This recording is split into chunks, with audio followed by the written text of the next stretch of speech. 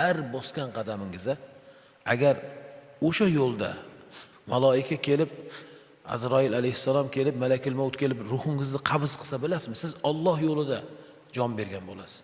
Allohga ketayotib, qiyomat kunida namozxonlardan bo'lib tirilasiz. Qiyomat kunida namozga ketuvchilardan, jamoatga ketuvchilardan bo'lib mukofotingizni olasiz. Alloh umringizni va barchamizni umriga o'zi ziyodalik ato aylasin. Barakallohu fik.